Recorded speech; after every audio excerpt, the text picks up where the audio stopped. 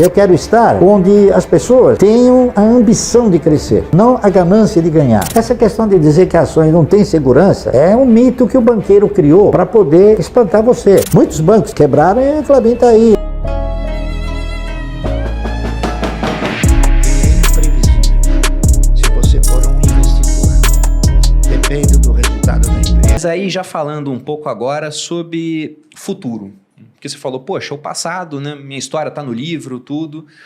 Como é que você encara as perspectivas para esse ano? Porque nós temos uma bolsa barata no geral, com várias empresas de qualidade e que tem aquele perfil que vocês gostam dentro da AGF, ou seja, empresas perenes, empresas que são mais consolidadas, que têm barreiras contra a competição, boas pagadoras de dividendos, pagando 10% até mais do que isso pelo preço atual, mas também tem essa sombra de tributação, por exemplo. Tem a questão de que o pessoal acha que, olha, os preços podem cair mais do que já caíram devido à ingerência governamental. O que vocês estão olhando para agora nesse cenário? Bom, eu pelo menos estou examinando à luz do seguinte sentimento.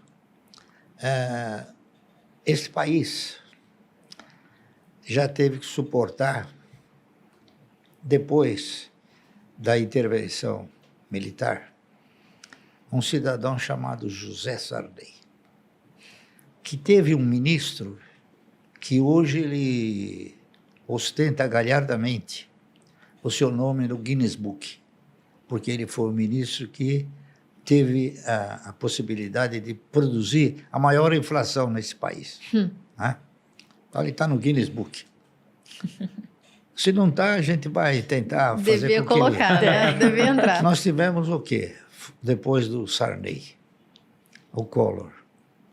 Confisco. Depois do Collor, e o Collor acabou provando que o melhor negócio do mundo são ações, não é isso? Porque ele encilhou e encurralou tudo quanto era conta corrente e título público e título que não era público. Então, ele mostrou a todos os brasileiros que ações têm uma garantia que não se imagina e uma segurança que ninguém interpretava ter. Muito bem. Depois nós tivemos um outro presidente, que foi, como é que era o nome dele? O do Topete?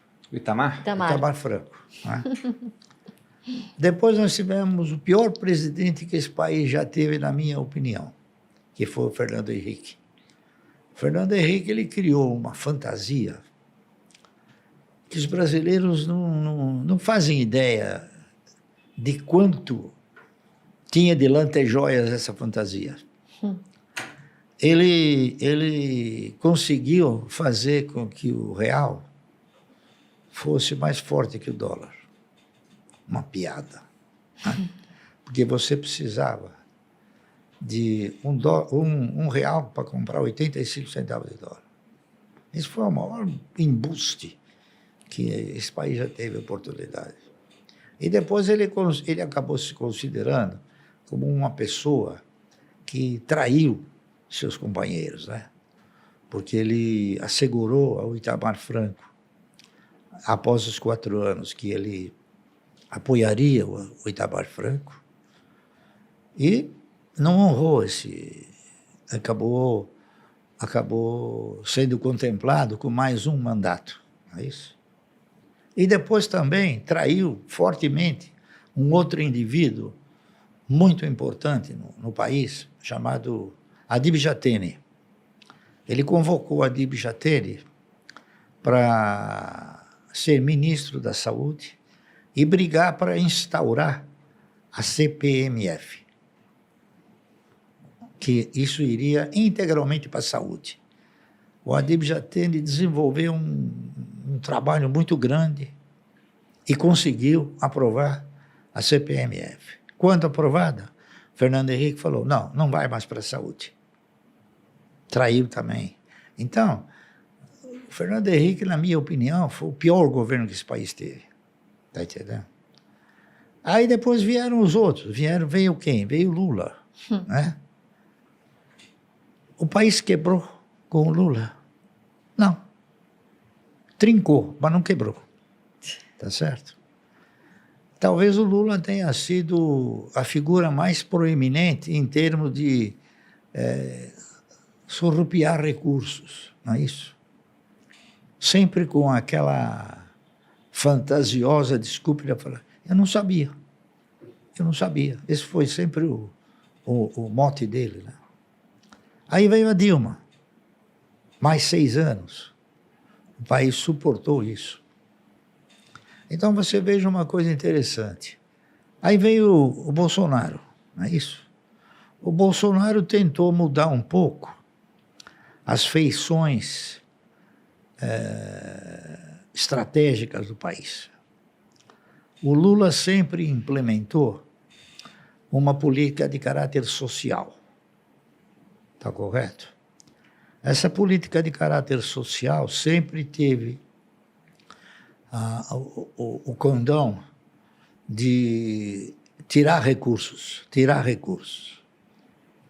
e oferecer àqueles que não sabiam pescar o peixe.